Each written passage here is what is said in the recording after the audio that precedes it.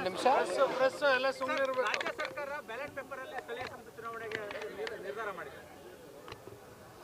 ನೋಡಿ, ಈಗಾಗಲೇ ಟೆಕ್ನಾಲಜಿ ಭಾಳ ಮುಂದುವರೆದಿದೆ. ಇಂಥ ಒಂದು ಟೆಕ್ನಾಲಜಿ ಮುಂದುವರೆದಂಥ ಒಂದು ಕಾಲದಲ್ಲಿ ಈಗ ಮತ್ತೆ ಆ ಟೆಕ್ನಾಲಜಿನ ಬದಿಗಿಟ್ಟು ಬ್ಯಾಲೆಟ್ ಪೇಪರ್ಗೆ ಹೋಗ್ತಕ್ಕಂಥ ಅಗತ್ಯತೆ ನನಗಂತೂ ಕಾಣ್ತಾ ಇಲ್ಲ. ಈಗ ಎಲ್ಲೆಲ್ಲಿ ಚುನಾವಣೆಗಳು ನಡೆದಾಗ ಕಾಂಗ್ರೆಸ್ನವರು ಗೆದ್ದಂಥ ಆ ರಾಜ್ಯಗಳಲ್ಲಿ EVM ಮಿಷಿನು ಚೆನ್ನಾಗಿ ವರ್ಕ್ ಆಗ್ತದೆ. ಎಲ್ಲೆಲ್ಲಿ ಸೋಲ್ತಾರೆ ಅಲ್ಲೆಲ್ಲ EVM ಮಿಷಿನ್ ಮೇಲೆ ಮತ್ತೇನೋ ಒಳಗಡೆ ಟ್ಯಾಂಪ್ರಿಂಗ್ ಮಾಡಿಬಿಟ್ಟಿದ್ದಾರೆ, ಮತ್ತಿನ್ನೇನೋ ಬೇರೆ ಬೇರೆ ರೀತಿ ಕೈ ಆಡಿಸ್ಬಿಟ್ಟಿದ್ದಾರೆ ಅಂತ ಹೇಳೋದನ್ನು ಬಿಟ್ಟು ಬ್ಯಾಲೆಟ್ ಅಂತಕ್ಕಂಥದ್ದು ಇವತ್ತು ಅವಶ್ಯಕತೆ ಇದೆಯೇನಣ್ಣ? ಇಷ್ಟೆಲ್ಲ ಕಾಲ ಮುಂದುವರೆದಿದೆ. ಏನು ಉದ್ದೇಶ ಸರ್ ಈ ಬ್ಯಾಲೆಟ್ ಪೇಪರ್ ನಿರ್ಧಾರದಿಂದ? ಅಲ್ಲ, ಉದ್ದೇಶ ಏನಿದೆ ಅವ್ರನ್ನೇ ಕೇಳಬೇಕಪ್ಪ. ಯಾಕೆಂದರೆ ಜನ ಇವತ್ತು ಕೈಯಲ್ಲಿ ಸ್ಮಾರ್ಟ್ಫೋನ್ ಇರ್ತಕ್ಕಂಥ ಒಂದು ಕಾಲ. ಇಂಥ ಕಾಲದಲ್ಲಿ ಟೆಕ್ನಾಲಜಿನ ಇನ್ನೂ ಹೆಚ್ಚಾಗಿ ಬಳಸ್ಕೊಳ್ಳೋದನ್ನು ಬಿಟ್ಟು ಇನ್ನು ಅದನ್ನು ಮತ್ತೆ ಬ್ಯಾಲೆಟ್ ಪೇಪರ್ ಮತ್ತೆ 25 ವರ್ಷ 30 ವರ್ಷ ಹಿಂದಿನ ಸಿಸ್ಟಮ್ನ ಅಳವಡಿಕೆ ಮಾಡೋದರಲ್ಲಿ ಅರ್ಥ ನಮಗಂತೂ ಕಾಣೋದಿಲ್ಲ. ಸರ್, KR ಪೇಟೆಯಲ್ಲಿ ಹಾಲಿ ಶಾಸಕರನ್ನ ಮುಂದಿನ ಅಭ್ಯರ್ಥಿಯಿಂದ ಘೋಷಣೆ ಮಾಡಿದ್ದಕ್ಕೆ ನಾರಾಯಣಗೌಡರು ಹೇಳ್ತಾರೆ ನಿಖಿಲ್ ಬಾಯಿ ಮುಚ್ಕೊಂಡಿರ್ಬೇಕು, ನಾವು ಬಾಯಿ ಬಿಟ್ಟರೆ ಬೇರೆ ರೀತಿ ಬ್ಲಾಸ್ಟ್ ಆಗುತ್ತೆ ಅಂತ ಹೇಳಿದ್ದಾರೆ. ಇಲ್ಲಿ ಯಾರು ಅಂತ ಪ್ರಶ್ನೆ ಮಾಡ್ತಾರೆ. ಹಾದಿ ಬೀದಿಲಿ ಚರ್ಚೆ ಮಾಡುವಂಥ ವಿಚಾರನ ಇದು? ನೋಡಪ್ಪ, ನಾನು ಈ ಪಕ್ಷದ ಸಾಮಾನ್ಯ ಕಾರ್ಯಕರ್ತ. ಇದು ಅನೇಕ ಬಾರಿ ಹೇಳಿದ್ದೀನಿ, ವೇದಿಕೆಗಳಲ್ಲಿ ಹೇಳಿದ್ದೀನಿ, ಸಮಾವೇಶದಲ್ಲಿ ಹೇಳಿದ್ದೀನಿ. ಪಕ್ಷದ ಚೌಕಟ್ಟಿನಲ್ಲಿ ನಾವು ಕರೆದು ಜಿಲ್ಲೆ ನಾಯಕರುಗಳ ಜೊತೆ ಸಭೆಗಳು ಮಾಡಿದಾಗ, ಚರ್ಚೆಗಳು ಬಂದಾಗ ಆಗಲೂ ಕೂಡ ನಾನೊಬ್ಬ ಕಾರ್ಯಕರ್ತ ಅಂತಕ್ಕಂಥದ್ದನ್ನೇ ಈ ಪಕ್ಷದಲ್ಲಿ ಭಾವಿಸಿರ್ತಕ್ಕಂಥವನು. ಇದು ಒಂದು ಮಾತು ಹೇಳ್ತೇನಣ್ಣ, ಇಂಥ ವಿಚಾರಗಳು ಹಾದಿ ಬೀದಿಯಲ್ಲಿ ಚರ್ಚೆ ಮಾಡ್ತಕ್ಕಂಥ ವಿಚಾರ ಅಲ್ಲ. ಅಂಥ ಅನಿವಾರ್ಯತೆಯೂ ಕೂಡ ಸೃಷ್ಟಿಯಾಗಿಲ್ಲ. ಯಾರಾದರೂ ಒಂದು ಸ್ವಲ್ಪ ಕಾಮನ್ ಸೆನ್ಸ್ ಇರ್ತಕ್ಕಂಥ ವ್ಯಕ್ತಿ ಯಾವ ರೀತಿ ಮಾತನಾಡಬೇಕು, ಏನು ಮಾತನಾಡಬೇಕು, ಯಾವ ಸಂದರ್ಭದಲ್ಲಿ ಏನು ಹೇಳಬೇಕು ಅಂತಕ್ಕಂಥದ್ದನ್ನ ಅರ್ತಿ ಮಾತನಾಡಬೇಕಾಗ್ತದೆ. ನೋಡಿ, ಈಗ KR ಪೇಟೆ ಶಾಸಕರು ಮಂಡ್ಯ ಜಿಲ್ಲೆಯಲ್ಲಿ ಸದ್ಯಕ್ಕೆ 23ರ ವಿಧಾನಸಭಾ ಚುನಾವಣೆಯ ಫಲಿತಾಂಶ ಹೊರಗಡೆ ಬಂದ ಮೇಲೆ ಏಕೈಕ ಶಾಸಕರು ಮಂಜಣ್ಣ ಅವರು ಆಯ್ಕೆಯಾಗಿದ್ದಾರೆ.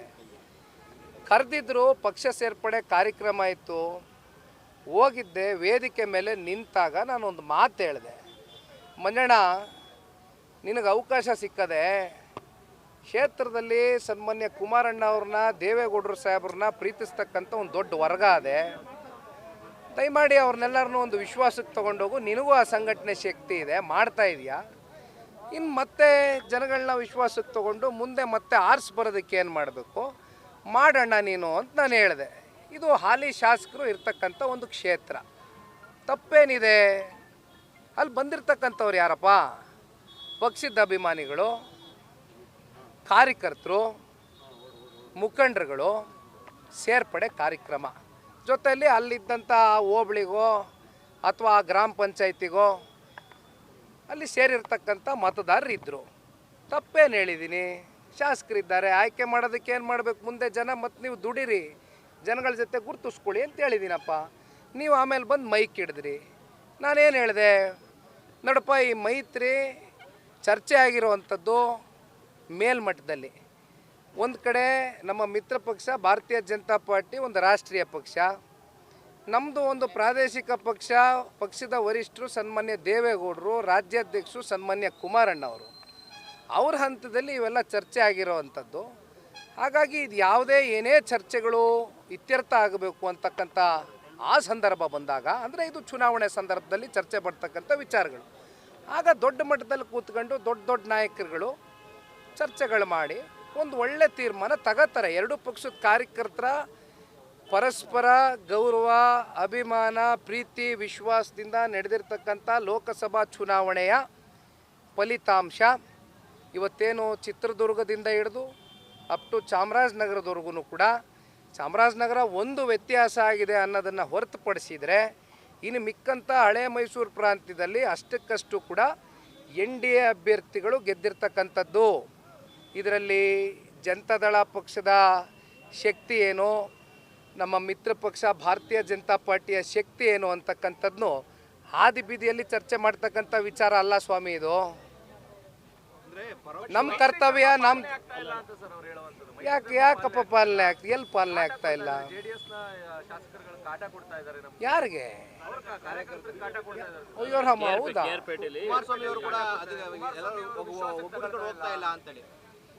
ನೋಡಿಪ್ಪ, ಕುಮಾರಣ್ಣ ಅವರ ಏನೊಂದು ನಡತೆ ಇದೆ, ಅವರು ಯಾವ ರೀತಿ ನಡ್ಕೊಳ್ತಾರೆ ಜನರ ಜೊತೆ, ಜನಸಾಮಾನ್ಯರ ಜೊತೆ, ಬಹುಶಃ ಅವರು ದೀರ್ಘಕಾಲದ ರಾಜಕಾರಣದ ಬದುಕಿನಲ್ಲಿ ಎಲ್ಲರೂ ಕೂಡ ನೋಡಿದ್ದಾರೆ. ಯಾವತ್ತೂ ಕೂಡ ಇವರು ನಮ್ಮ ಪಕ್ಷದವರು, ಇನ್ಯಾರೋ ಬೇರೆ ಪಕ್ಷದವರು ಅಂತಕ್ಕಂಥ ಮನಸ್ಥಿತಿಯಿಂದ ಯಾವತ್ತೂ ಕೂಡ ಅವ್ರು ರಾಜಕಾರಣ ಮಾಡಿರ್ತಕ್ಕಂಥ ವ್ಯಕ್ತಿ ಅಲ್ಲ. ಆ ವ್ಯಕ್ತಿತ್ವ ಏನು ಅಂತಕ್ಕಂಥದ್ದು ಇಡೀ ರಾಜ್ಯದ ಜನತೆ ನೋಡಿದೆ, ಜಿಲ್ಲೆಯ ಜನತೆ ಅರ್ಥ ಮಾಡ್ಕೊಂಡಿದ್ದಾರೆ. ಯಾರೇ ಕುಮಾರಣ್ಣನ ಹತ್ರ ಬಂದರೂ ಕೂಡ ತುಂಬ ಹೃದಯದಿಂದ ಸ್ವಾಗತ ಮಾಡಿ ಅವ್ರ ಕೈಲಾದ ಮಟ್ಟಕ್ಕೆ ಅವ್ರು ಕೇಳ್ತಕ್ಕಂಥ ಕಷ್ಟವನ್ನು ಅರ್ತು ಕೆಲಸ ಮಾಡ್ತಾ ಇರ್ತಕ್ಕಂಥ ಸಂಸದರು ಈ ಜಿಲ್ಲೆಯಲ್ಲಿ, ಇವತ್ತು ಕೇಂದ್ರದ ಸಚಿವರು. ಹಾಗಾಗಿ ಕುಮಾರಣ್ಣನ ಮೇಲೆ ಗೂಬೆ ಕೂರಿಸ್ತಕ್ಕಂಥದ್ದಾಗಲಿ ಎಲ್ಲ ಬೇಡ ಬಿಡಿ. ಯಾಕೆ ತಲೆ ಕೆಡಿಸ್ಕೊಂತೀರಿ? ಟೈಮ್ ಬರ್ತದೆ. ನಾನು ಯಾರೂ ಅಲ್ಲ ಸ್ವಾಮಿ, ಹೇಳ್ತಾ ಇದ್ದೀನಲ್ಲ, ಐ ಆಮ್ ನೋ ಬಡಿ. ನಾನು ಸಾಮಾನ್ಯ ಕಾರ್ಯಕರ್ತ. ಯಾರು ತಗೋತಾ ಇಲ್ಲಪ್ಪ? ವಿಶ್ವಾಸಕ್ಕೆ ತಗೊಳ್ತಾ ಇಲ್ಲ ಅನ್ನೋದೇನಾರು ಇದ್ದರೆ, ವಿಶ್ವಾಸದ ಕೊರತೆ ಏನಾದರೂ ಎದ್ದು ಕಾಣ್ತಾ ಇದೆ ಅನ್ನೋದಾದರೆ ನೀವು ಹಾದಿ ಬೀದಿಯಲ್ಲಿ ಯಾಕ್ರಿ ಚರ್ಚೆ ಮಾಡ್ತೀರಿ? ಹಾದಿ ಬೀದಿಯಲ್ಲಿ ಯಾಕ್ರಿ ಚರ್ಚೆ ಮಾಡ್ತೀರಿ? ಗಟ್ಟಿಯಾಗಿ ಉಳ್ಕೋಬೇಕು ಈ ಅಲಯನ್ಸು, ಶಾಶ್ವತವಾಗಿ ಉಳ್ಕೋಬೇಕು. ಎರಡು ಪಕ್ಷದ ಕಾರ್ಯಕರ್ತರುಗಳ ಸಮ್ಮಿಲನ ಮತ್ತಷ್ಟು ಗಟ್ಟಿಯಾಗಬೇಕು ಅಂತಕ್ಕಂಥದ್ದು ನಿಮ್ಮಲ್ಲೇನಾರಿದ್ದರೆ ಬನ್ನಿ, ಕೂತ್ಕೊಳ್ಳಿ. ಕುಮಾರಣ್ಣನ ಮನೆ ಬಾಗಿಲು ಯಾವಾಗಲೂ ಕೂಡ ನಿಮಗೆ ತೆರೆದಿರ್ತದೆ, ಕೂತ್ ಚರ್ಚೆ ಮಾಡುವ. ನಿಮ್ಮಲ್ಲೇನಾದರೂ ಸಮಸ್ಯೆಗಳು ಎದ್ದು ಕಾಣ್ತಾ ಇದೆ ಅಥವಾ ನಮ್ಮಲ್ಲೇನೋ ಲೋಪದೋಷಗಳಿದೆ ಅಂದರೆ ಸರಿಪಡಿಸ್ಕೊಳ್ಳುವ. ಇಲ್ಲ ಅಂತ ಹೇಳಿದವ್ರು ಯಾರು? ಆಗ್ಬೋದಾ? ಪರೋಕ್ಷವಾಗಿ ನಿಮ್ಮ ಚುನಾವಣೆಯ ಹಿನ್ನಡೆಗಳನ್ನ ಇಟ್ಕೊಂಡು ಅವರನ್ನ ಜಿಲ್ಲಾ ಪಂಚಾಯತಿಯಲ್ಲಿ ಗೆದ್ದಿದ್ದಾರಾ, ತಾಲೂಕು ಪಂಚಾಯತಿಯಲ್ಲಿ ಗೆದ್ದಿಲ್ಲ ಅನ್ನೋ ವಿಚಾರವಾಗಿ ಮಾತಾಡಿದ್ದಾರೆ. ನೋಡ್ರಿ, ಗೆಲುವು ಸೋಲು ಅಂತಕ್ಕಂಥದ್ದು ಆಯಾ ರಾಜಕಾರಣದ ಸನ್ನಿವೇಶಗಳು, ಆಯಾ ಸಂದರ್ಭದ ಚುನಾವಣೆಗಳು ಯಾವ ರೀತಿ ನಡೀತದೆ ಅದ್ರ ಮೇಲೆ ಎಲ್ಲವೂ ಕೂಡ ಇತ್ಯರ್ಥ ಆಗ್ತದೆ. ಆಮೇಲೆ ಒಬ್ಬ ನಿಖಿಲ್ ಕುಮಾರಸ್ವಾಮಿನ ಸೋಲ್ಸೋಕ್ಕೆ 19ರಲ್ಲಿ ಯಾರ್ಯಾರು ಸಂಚು ರೂಪಿಸಿದ್ರು, ಇಡೀ ಸಚಿವ ಸಂಪುಟ ಉಪಚುನಾವಣೆಯಲ್ಲಿ ಬಂದು ಪಂಚಾಯಿತಿ ಮಟ್ಟದಲ್ಲಿ ಕ್ಯಾಂಪ್ ಮಾಡಿ ನಿಖಿಲ್ ಕುಮಾರಸ್ವಾಮಿನ ಸೋಲ್ಸೋಕ್ಕೆ ಏನೇನು ಮಾಡಿದರು, ಕೊನೆಗೆ ಇನ್ನೇನೋ ಸೋತೆ ಬಿಡ್ತೀವಿ ಅಂತ ಆತಂಕಕ್ಕೆ 4 ತಿಂಗಳು 5 ತಿಂಗಳದು ಒಂದು ಕಡೆ ಲೋಕಸಭೆಯಲ್ಲೂ ದುಡ್ಡು ಹಾಕಿದರು, ಒಂದು ಕಡೆ ಉಪಚುನಾವಣೆಯಲ್ಲೂ, ನಮ್ಮದು ಉಪಚುನಾವಣೆಯಲ್ಲೂ ಪಾಪ ಹೆಣ್ಮಕ್ಳ ಖಾತೆಗಳಿಗೆ 8,000 ರೂಪಾಯಿ ಜಮಾ ಮಾಡಿದ್ರಲ್ಲ. ತಲೆ ಕೆಡಿಸ್ಕೊಂಬೇಡ್ರಿ. ನನ್ನ ಚುನಾವಣೆಯ ಸೋಲಿನ ಮೇಲೆ ನನ್ನ ರಾಜಕಾರಣದ ನಾಯಕತ್ವ ಸೃಷ್ಟಿಯಾಗುತ್ತೋ ಅಥವಾ ಸೃಷ್ಟಿ ಆಗಿಲ್ವೋ ಅಂತಕ್ಕಂಥದ್ದು ನಿರ್ಣಯ ಆಗೋದಿಲ್ಲ. ಅರ್ಥ ಆಯ್ತಲ್ಲ? ನಿಮ್ಮ ಸ್ಪರ್ಧೆ ವಿಚಾರ ಚರ್ಚೆ ಆಗ್ತಾ ಇದೆ ಸರ್. ಮೊನ್ನೆನೂ ಮಾತಾಡಿದ್ರಿ, ರಾಮನಗರ ನನ್ನ ಕರ್ಮಭೂಮಿ ಬಿಡಲ್ಲ ಅಂತ. ಏನು ಹೇಳ್ತೀರಿ ಸರ್? ನೋಡಿಪ್ಪ, ರಾಮನಗರದ ವಿಚಾರವಾಗಿ ಸನ್ಮಾನ್ಯ ದೇವೇಗೌಡರನ್ನ, ಕುಮಾರಣ್ಣನ ರಾಜಕೀಯವಾಗಿ ಮರು ಸೃಷ್ಟಿ ಮಾಡಿರ್ತಕ್ಕಂಥ ಪುಣ್ಯಭೂಮಿ ಅದು. ಹಾಗಾಗಿ ನಾನು ಒಂದೇನು ಹೇಳಿದೆ, ಕಳೆದ ಚುನಾವಣೆಯಲ್ಲಿ ಅಲ್ಲಿ ಚುನಾವಣೆ ಸ್ಪರ್ಧೆ ಮಾಡಿದ್ದೀನಿ. ನಂಬ್ಕೊಂಡಿರ್ತಕ್ಕಂಥ ವರ್ಗ ಇದೆ, ಕಾರ್ಯಕರ್ತರಿದ್ದಾರೆ, ಮುಖಂಡರಿದ್ದನ್ನ ರಾಜಕೀಯವಾಗಿ ಮರು ಸೃಷ್ಟಿ ಮಾಡಿರ್ತಕ್ಕಂಥ ಪುಣ್ಯಭೂಮಿ ಅದು. ಹಾಗಾಗಿ ನಾನು ಒಂದೇನು ಹೇಳಿದೆ, ಕಳೆದ ಚುನಾವಣೆಯಲ್ಲಿ ಅಲ್ಲಿ ಚುನಾವಣೆ ಸ್ಪರ್ಧೆ ಮಾಡಿದ್ದೀನಿ. ನಂಬ್ಕೊಂಡಿರ್ತಕ್ಕಂಥ ವರ್ಗ ಇದೆ, ಕಾರ್ಯಕರ್ತರಿದ್ದಾರೆ, ಮುಖಂಡರಿದ್ದಾರೆ, ಮತದಾರರಿದ್ದಾರೆ. ಫಲಾನುವಾದ ಮಾಡಿ ಮಧ್ಯದಲ್ಲಿ ಹೋಗ್ತಕ್ಕಂಥ ವ್ಯಕ್ತಿತ್ವ ನಂದಲ್ಲ. ನಿಮ್ಮ ಜೊತೆಯಲ್ಲಿ ಇರ್ತೀನಿ ಅಂತಕ್ಕಂಥದ್ದು ರಾಮನಗರದಲ್ಲೂ ಹೇಳಿದ್ದೇನೆ, ಮಂಡ್ಯನೂ ಕೂಡ ನಮ್ಮ ಜಿಲ್ಲೆ, ನಮ್ಮನ್ನು ಪ್ರೀತಿಸ್ತಕ್ಕಂಥ ನಾಡೆ. ಹಾಗಾಗಿ ನಮ್ಮ ಕಾರ್ಯಕರ್ತರುಗಳು ನಮ್ಮನ್ನೆಲ್ಲಿ ಬೆಳೆಸೋರು ಅದನ್ನು ನಾವು ಅರ್ಥಕೊಂಡು ಅವ್ರ ಜೊತೆನೇ ಹೆಜ್ಜೆ ಆಗ್ತಕ್ಕಂಥ ಕರ್ತವ್ಯನೂ ಇದೆ, ಜವಾಬ್ದಾರಿನೂ ಇದೆ, ಮುಂದುವರಿಸ್ತೀನಿ. Thank you. ಕ್ಷೇತ್ರಗಳು ನಿಮ್ಮ ಹೆಸರು ಕಳ್ಕೊಳ್ತಾ ಇದ್ದಿಲ್ಲ ಸರ್. ಚಾಮರಾಜ ಆಗ್ಬೋದು, ರಾಮನಗರ, ಮಂಡ್ಯ. ಇರ್ಲಿ ಬಿಡೋಣ, ಸಮಯ ಬಂದಾಗ ಎಲ್ಲವೂ ಇತ್ಯರ್ಥ ಆಗುತ್ತಲ್ವ. ಏನೋ ಪ್ರೀತಿ ವಿಶ್ವಾಸದಿಂದ ನಿಖಿಲ್ ಮೇಲೆ ಇಷ್ಟು ಪ್ರೀತಿ ವಿಶ್ವಾಸ ಇಟ್ಕೊಂಡವ್ರೆ ಅಂದರೆ ನಮ್ಮ ಪುಣ್ಯ ಅಲ್ವೇ? ಆಯ್ತಲ್ಲ?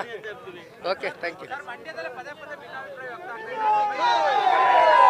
ಹೆಚ್ಚಿನ ವಿಡಿಯೋಗಳಿಗೆ ಪ್ರತಿಧ್ವನಿ ಯೂಟ್ಯೂಬ್ ಚಾನೆಲ್ ಸಬ್ಸ್ಕ್ರೈಬ್ ಮಾಡಿ, ಬೆಲ್ ಐಕಾನ್ ಕ್ಲಿಕ್ ಮಾಡಿ.